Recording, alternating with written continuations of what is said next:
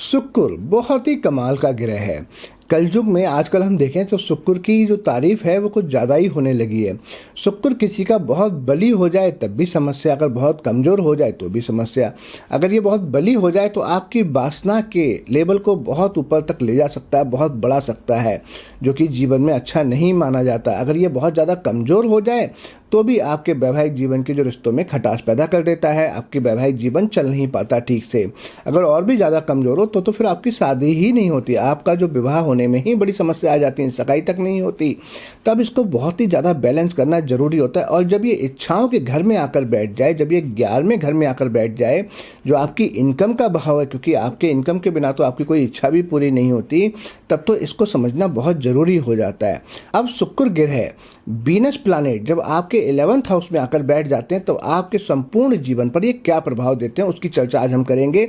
और साथ में ये भी बताएंगे कि अगर इनके साथ कोई दूसरा ग्रह युति कर बैठ जाता है, कंजक्शन करता है, तब क्या प्रभाव देता है। और यही नहीं, आपके शुक्र कितने भी अशुभ से अशुभ बैठे हों 11वें भाव में, कितना भी खराब फल दे रहा हूँ, आपकी इनकम ना होने दे रहे हो, आपकी मैरिज लाइफ में समस्याएं दे रहे हो, आज हम आपको वो सटीक उपाय बताएंगे कि जिसके बाद में आपका शुक्र कैसा भी अशुभ से अशुभ बैठा हो, आपके 11वें भाव में वो शुभ फल देना शुरू कर देगा। और आप ये भी समझेंगे आज कि आपके जो 11वें भाव में शुक्र बैठा हुआ है वो आपके जीवन पर संपूर्ण क्या शुभ और अशुभ प्रभाव डालेगा, बहुत ही बारीकी से बताएंगे। इस वीडियो के अंत तक आप बने रहें, क्योंकि इस वीडियो की जानकारी से आप अपने जीवन में बहुत ही लाभ प्राप्त करेंगे।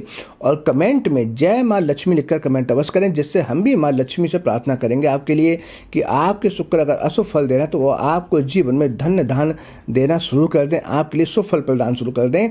और आपने अपने ही चैनल को अब तक सब्सक्राइब नहीं किया, आप अपने चैनल पर नए हैं तो चैनल को सब्सक्राइब कर लें और बेल आइकन के बटन को बिल्कुल भी दबाना ना भूलें, क्योंकि जिससे जब भी हम कोई नई अच्छी जानकारी की वीडियो अपलोड करें वो सबसे पहले आप तक पहुँचे और आप हमारी किसी भी जानकारी से वंचित ना रहें। क्योंकि भविष्य में हम आपको ऐसी ऐसी जानकारियाँ देने वाले हैं कि जिन जानकारियों के ज्ञान से आप अपने जीवन के स्तर को बहुत ही ऊपर लेकर जाएंगे और जीवन में बहुत ही लाभ कमाएंगे।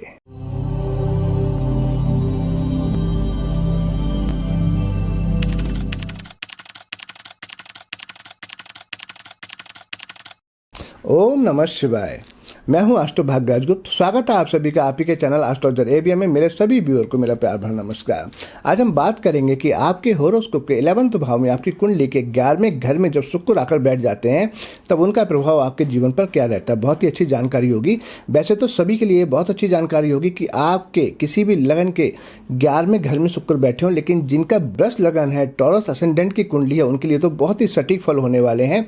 वृष लगन वालों के लिए एकादश भाव में मीन राशि पड़ती है, जो शुक्र की अपनी ही उच्च राशि है, बृहस्पति की राशि, और इस राशि में शुक्र आकर उच्च के हो जाते हैं। शायद यही कारण है कि हमारे बहुत से प्राचीन ग्रंथों में एकादश भाव में शुक्र होने के फल को शुभ ही बताया गया है। वैसे भी कहते हैं कि एकादश भाव में 11वें भाव में कोई भी ग्रह हो, ना वो ऊंच का होता है ना नीच का होता है, हमेशा शुभ फल ही देते हैं।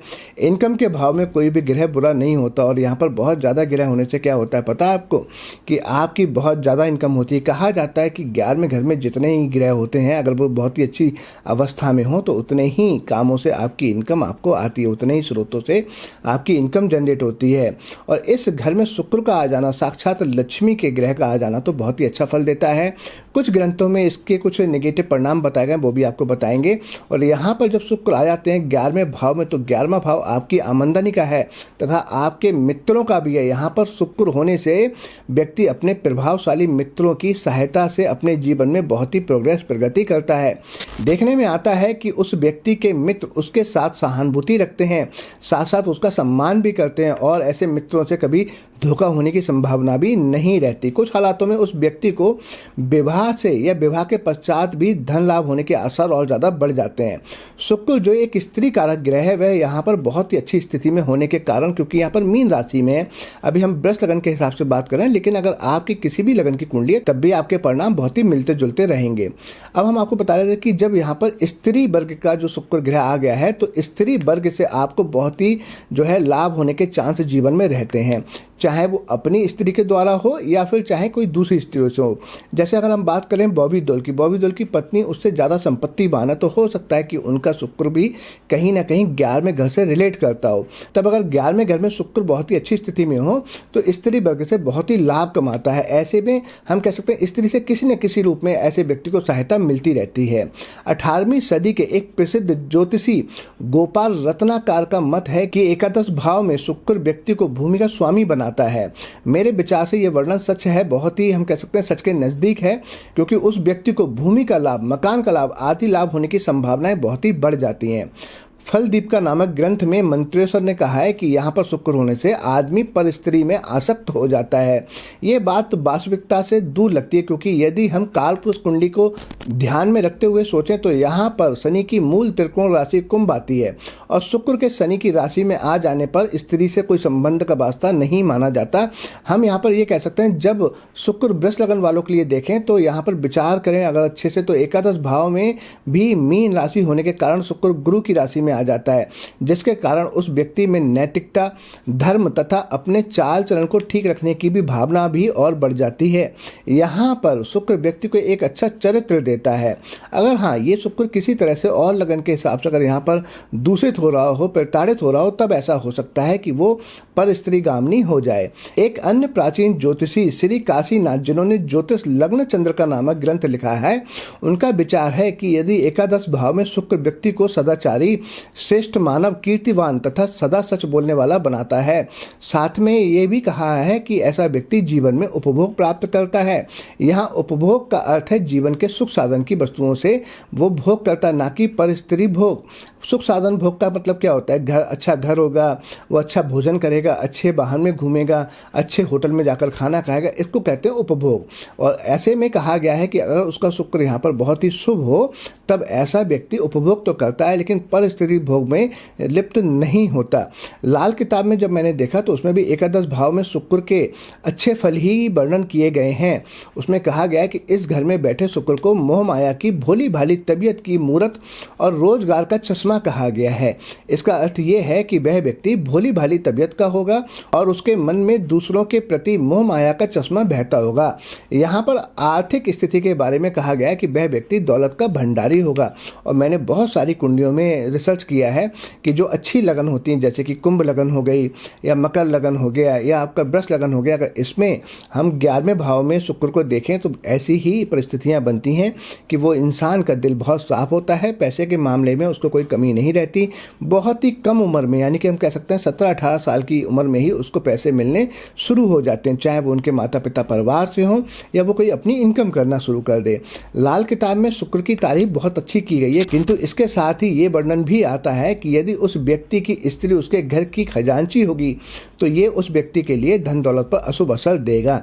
इसका मतलब यह है कि ऐसे व्यक्ति को अपनी इनकम के बारे में अपनी पत्नी से ज़्यादा जिक्र नहीं करना चाहिए, यानी कि उसको जितने पैसे खर्च के लिए चाहिए वो दे दें, लेकिन उसको अपनी पूरी इनकम ना बताएं और ना ही अपनी इनकम की जो तिजोरी की चाबी है उसके हाथ में दें। अगर ऐसा हुआ तो उसके पैसे बहुत ज़्यादा बर्बाद होने शुरू हो जाएंगे। इस घर में यदि शुक्र हो तो पत्नी के भाई जरूर होते हैं।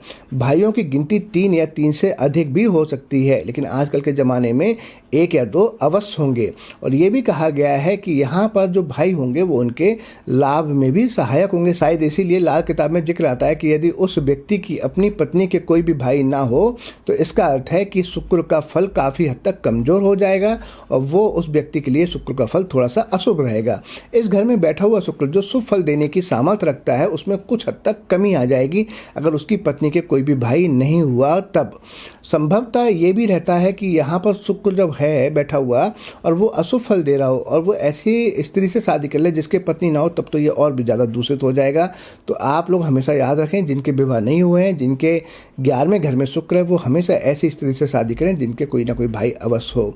यहाँ पर यदि शुक्र का फल किसी रूप में अशुभ हो रहा हो तो बहुत ही अच्छा उपाय है कि सरसों के तेल का दान करना शुक्र के अशुभ फल को बहुत ही ठीक कर देता है और बहुत ही सहायता प्रदान करता है। सरसों का तेल जिसको मस्टर्ड ऑयल बोलते हैं, आप कितनी भी क्वांटिटी में, जितनी आपकी श्रद्धा हो, उसमें कंजूसी भी ना लगे, आपका दिल भी ना दुखे, इस तरह से आप दान कर दें शनिवार के दिन, तो आपको यही शुक्र जो शनि के घर में है वो आपको शुभ फल देना शुरू कर देगा। हमने आपको ये भी बताया था कि शुक्र के साथ जब कोई दूसरा ग्रह युति करेगा एकादश भाव में तो उसका क्या फल होता है। एकादश भाव में बृहस्पति और शुक्र दोनों का होना अच्छा फल बहुत ही नहीं देता, क्योंकि इससे सोने के कामों से आमदनी या कुछ ऐसे कार्य करना जो बृहस्पति से संबंधित हो तो घर बर्बाद हो जाता है। मान लीजिए कि शुक्र और बृहस्पति दोनों 11वें भाव में एक साथ बैठे हुए हैं, अब ऐसा व्यक्ति सोने का कारोबार शुरू कर दे तो उसका घर और पैसे दोनों ही बर्बाद हो जाएंगे और पैसे की बरकत भी नहीं होगी, इसका फल बहुत ही शुभ नहीं रहता।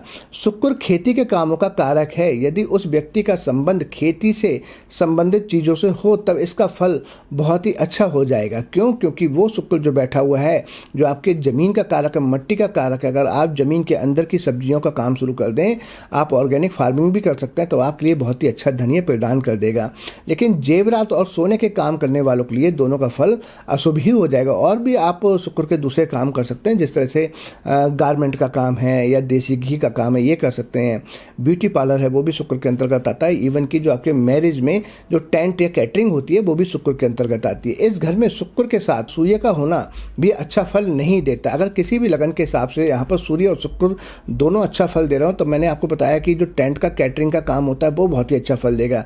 यदि हम देखें कालपुरुष कुंडली के हिसाब से और अगर बृष लगन के हिसाब से देखें तो 11वां घर में शनि जो है वो वहाँ पर कारक होते हैं, कुंभ राशि मानी जाती है, और अभी यहाँ पर बृहस्पति जो है वो बृहस्पति की राशि में शुक्र बैठे हुए हैं, तब सूर्य का फल इतना अशुभ नहीं होगा। लेकिन यहाँ पर कोई दूसरी राशि ऐसी आ जाए जिसमें सूर्य प्रताड़ित हो रहे हो तो सूर्य अपना अशुभ असर देना शुरू कर देते हैं, क्योंकि सूर्य का अपना शुभ असर रहता नहीं है और सूर्य और शुक्र दोनों आपस में शत्रु हैं, तो कहीं ना कहीं मैरिज लाइफ में डिस्टर्बेंस हो जाता है और आपके अंग भंग होने का भी चांस बना रहता है। इसलिए यहाँ पर अगर हम देखें तो जो सूर्य का अशुभ प्रभाव है वो शुक्र पर भी पड़ता है, जिससे पत्नी के स्वास्थ्य के लिए अच्छा नहीं रहता और कुछ हालातों में पति पत्नी के आपसी संबंध बहुत प्यारे नहीं रहते। इस घर में शुक्र के साथ चंद्र का होना धन दौलत के लिए तो बहुत ही, हम कह सकते हैं, इतना बुरा नहीं है, लेकिन इनकी अपनी मानसिक शांति के लिए इसका असर बहुत ज़्यादा ठीक नहीं रहता है। ऐसे लोगों में कहीं ना कहीं जितनी ज़्यादा इनकम होगी उतनी ज़्यादा एंजाइटी होती चली जाती है। कुछ हालातों में यहाँ पर उस व्यक्ति की पत्नी और माँ के संबंधों में भी बहुत प्रेम नहीं होता हुआ देखा है मैंने, उनमें दोनों में प्रेम नहीं रहता, उनके आपस में विचार नहीं मिलते। एकादश भाव में शुक्र के साथ मंगल का होना धन दौलत के लिए बहुत बुरा फल नहीं देता, किंतु इसका मतलब ये नहीं है कि आदमी बहुत अमीर नहीं होगा। दोनों का एक साथ होने से स्त्री का जीवन में योगदान अच्छा ही रहता है। इस स्थान में शुक्र के साथ बुध का होना अजीब तरह का फल देता है। वह आदमी जहाँ पहली बार काम करता है तो वहाँ पर उसको अपने से बड़े अधिकारियों से कोई बहुत अच्छा सहयोग नहीं मिलता हुआ देखा गया है। कुछ हालातों में ये भी देखा गया है कि ऐसे व्यक्ति अपने जीवन में कुछ देर के लिए अपने पत्नी बच्चों या अपने नज़दीकी लोगों से भी दूर रहने शुरू हो जाते हैं, उनसे अपनी दूरियां बना लेते हैं अपने काम की वजह से या चाहे वो कोई दूसरी मजबूरी रही हो। और ये भी देखा गया कि अगर किसी और लगन के हिसाब से बुध शुभ ना हो तो ऐसे लोगों के जो दोस्त होते हैं उनका पैसा जीवन में डुबो देते हैं, यानी कि ऐसे लोगों के जो दोस्त फ्रेंड मित्र होते हैं वो पैसा कहीं इन्वेस्ट करवा दें, वहाँ पैसा डूब जाए, इस तरह की समस्याएं, दोस्तों से धोखा मिलता हुआ देखा जाता है। यहाँ पर शुक्र के साथ राहु का होना भी काफ़ी अशुभ फल देता है। ऐसी हालत में शादी के बाद उस व्यक्ति के पिता पर किसी न किसी रूप में अशुभ फल पड़ता है। यह अशुभ फल उस व्यक्ति के पिता के स्वास्थ्य पर भी हो सकता है या शादी के बाद पिता पुत्र के अपने आपसी संबंधों के अच्छे नहीं रहते, आपसी संबंधों पर भी पड़ सकता है। कुछ हालातों में ये भी देखा गया है कि उसका पिता अपनी बहू को अच्छा नहीं समझता, उसके अपनी बेटी की पति के साथ में विचार अच्छे नहीं मिलते, या हम कह सकते हैं बहू अपने ससुर से अच्छे संबंध रखने में असमर्थ हो जाती है, ऐसा देखा गया। इस स्थान में शुक्र के साथ केतु का होना लगभग शुभ फल ही देता है, विशेषकर वृष लगन वालों के लिए। इसका कारण यह है कि वृष लगन वालों के लिए 11वें घर में बृहस्पति की मीन राशि आती है, जिसका स्वामी बृहस्पति के अलावा केतु भी है, इसलिए केतु अपनी राशि में बैठा हुआ है और अच्छी स्थिति में है, और यहाँ पर ये केतु उच्च का हो जाता है और राहु भी उच्च का है। इस कारण से उसका शुक्र पर बहुत ही अच्छा प्रभाव मिलता है और देखने में आया कि जिसके शुक्र और केतु मीन राशि में 11वें घर में बैठे होंगे उनके लिए ट्रांसपोर्ट का काम बहुत ही नंबर 1 सूट करता है। 11वें भाव में शुक्र के साथ शनि का होना जायदाद तथा आर्थिक स्थिति के लिए शुभ असर देता है। यदि व्यक्ति शराब पीने का आदी हो जाए तो दोनों ग्रहों के फल में बहुत ज़्यादा जो शुभ फल हैं वो नष्ट हो जाते हैं और कहीं ना कहीं उनके जीवन में किसी प्रकार का डर बना रहता है। तो आज हमने आपको संपूर्ण जानकारी दी कि 11वें घर में जब शुक्र बैठे होते हैं तो जीवन कैसा रहता है, दूसरे ग्रह युति करते हैं तब कैसा रहता है, आपको सटीक उपाय भी बताया। अगर आपका इस वीडियो से संबंधित कुछ प्रश्न है तो आप हमसे कमेंट कर पूछ सकते हैं, हम आपको अवश्य बताएंगे। इसी के साथ मैं अपनी वाणी को विराम दूंगा। बहुत जल्दी आपसे फिर मिलेंगे एक नई जानकारी के साथ। तब तक मुझे इजाज़त दीजिए। नमस्कार।